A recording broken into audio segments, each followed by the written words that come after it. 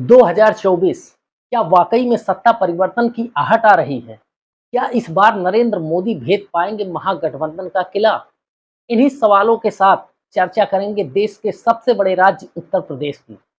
उत्तर प्रदेश में छोटी बड़ी मिलाकर कुल 8 पार्टियां चुनाव लड़ती हैं, जैसे Bhajpa, Congress, Sapa, BSP, AIMI, CPI, RLD और ओपी राजभर की सुहेलदेव समाज पार्टी। हालांकि आरएलडी और ओपी राजभर की पार्टी हर बार किसी न किसी पार्टी के साथ अलायंस में रहती है। अगर मुख्य रूप से देखा जाए तो उत्तर प्रदेश में 4 पार्टियों का अच्छा खासा वोट बैंक है। नंबर 1 पर भाजपा, नंबर 2 पर सपा, नंबर 3 पर बीएसपी और नंबर 4 पर कांग्रेस।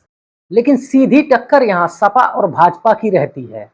हालांकि जातिगत राजनीति हावी होने की वजह से क्षेत्र की जातिगत आधार पर बनी हुई छोटी छोटी पार्टियां कहीं न कहीं समाजवादी पार्टी का खेल खराब कर देती है।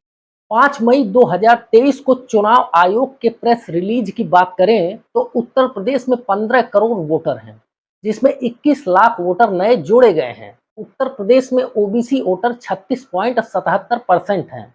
इसमें यादवों का लगभग 11% वोट है और गैर यादव का 25.77% वोट है। इसमें तमाम जातियां शामिल हैं। वहीं मुसलमानों की बात करें तो मुसलमानों का लगभग 19.26% वोट है।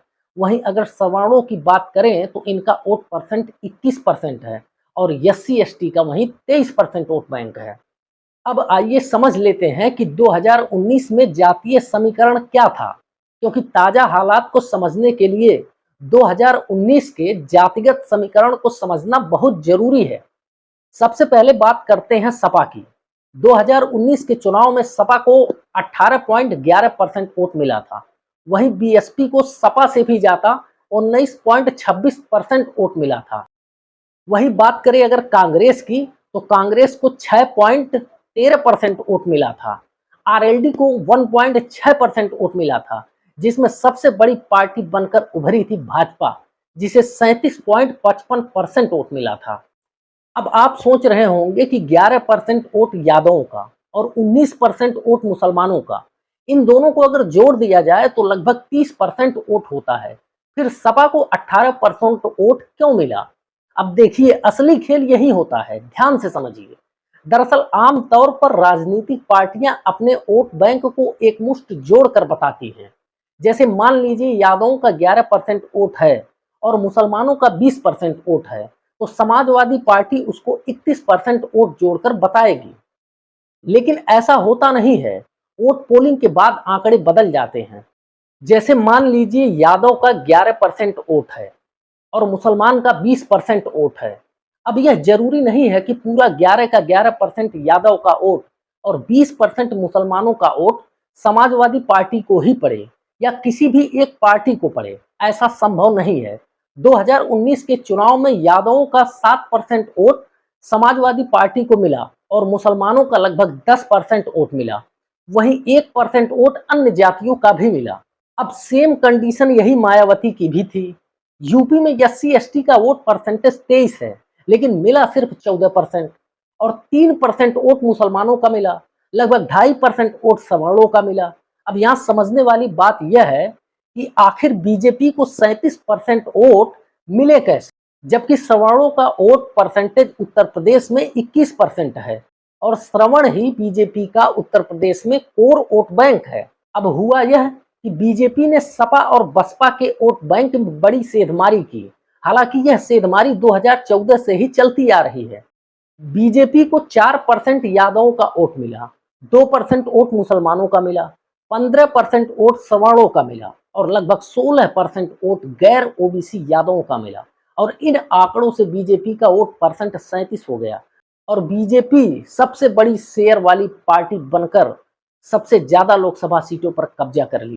अब बात करते हैं महागठबंधन की। अगर 2024 में राज्य में गठबंधन होता है तो क्या नतीजे निकलकर सामने आ सकते हैं या कौन सी पार्टी का क्या सुधार करने की जरूरत है?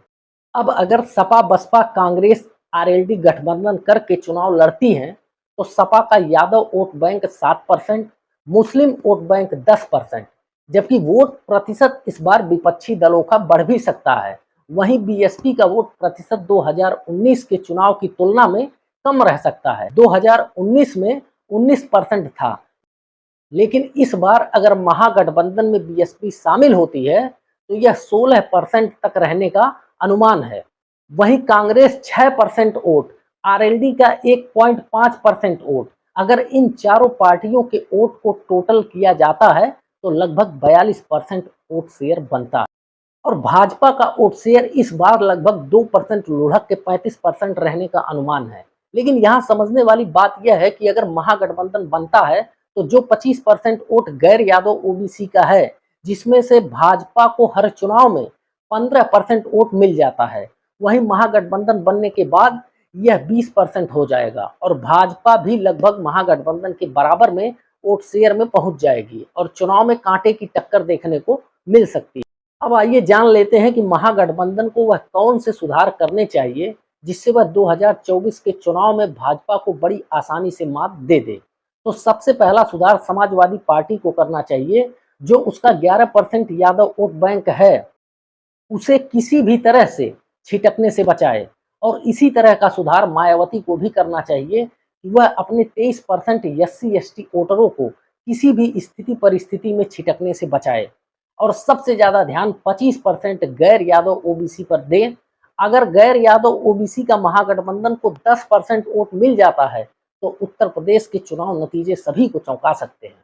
अब समझने वाली बात यह भी है कि बीजेपी के पास देश का सबसे बड़ा संगठन है।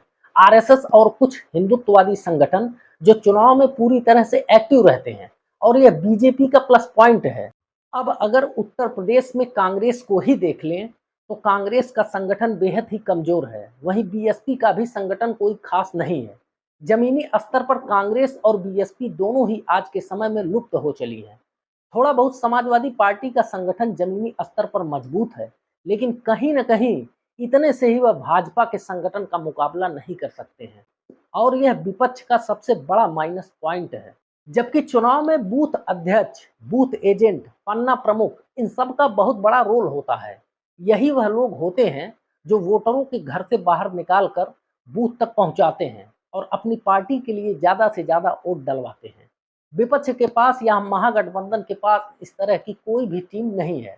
विपक्षी खेमे का एक माइनस पॉइंट चुनाव के टाइम यह भी हो जाता है, जो लोग चुनाव के टाइम दल बदल कर या यूं कहे कि अगर भाजपा का कोई प्रत्याशी या नेता चुनाव के वक्त भाजपा को छोड़कर कांग्रेस में शामिल हो जाता है या फिर समाजवादी पार्टी में शामिल हो जाता है, तो यह पार्टियां उन्हें मुख्य रूप से ऐसा दायित्व देती हैं कि जिससे उनके नीचे के 10 साल से काम करने वाले कार्यकर्ता नाराज हो जाते हैं और वह पार्टी के लिए मन से काम करना छोड़ देते हैं, क्योंकि उनके ऊपर किसी ऐसे व्यक्ति को बिठा दिया जाता है जो चंद दिनों पहले ही दूसरी पार्टी से आकर उनका आका बन जाता है। और इस तरह की बातों पर विपक्ष को खासा ध्यान देना पड़ेगा कि वह अगर किसी को बड़ी जिम्मेदारी देती है तो वह उन्हीं के बीच का नेता हो और पार्टी का पुराना कार्यकर्ता हो, जिससे पार्टी के कार्यकर्ता एक्सेप्ट करने में हिचकिचाए नहीं और पार्टी कार्यकर्ताओं में दो मत ना हो। हालांकि भाजपा ऐसा नहीं करती है। अगर दल बदल के चुनाव के टाइम या चुनाव से कुछ दिन पूर्व कोई भी नेता भाजपा को ज्वाइन करता है तो भाजपा ऐसे नेताओं को कोई दायित्व नहीं देती है, जिससे उनके कार्यकर्ताओं में रोष नहीं फैलता है। अब आइए एक नजर डाल लेते हैं सीटों पर। अगर सीटों का बंटवारा महागठबंधन में कुछ इस प्रकार से होता है, जैसे मान लीजिए समाजवादी पार्टी सबसे मजबूत स्थिति में है और उसे मिले 50 सीट, वहीं नंबर 2 पर बहुजन समाज पार्टी, उसे मिले 15 सीट, नंबर 3 पर कांग्रेस, उसे मिले 10 सीट, वहीं आरएलडी को मिले 5 सीट। तो इस हिसाब से महागठबंधन के खाते में आज के विश्लेषण के अनुरूप लगभग समाजवादी पार्टी को 28 सीट जीतने में कामयाबी मिल सकती है, वहीं बहुजन समाज पार्टी को 10 सीट जीतने में कामयाबी मिल सकती है। वहीं अगर कांग्रेस की बात करें तो कांग्रेस लगभग 7 सीटों पर जीत सकती है।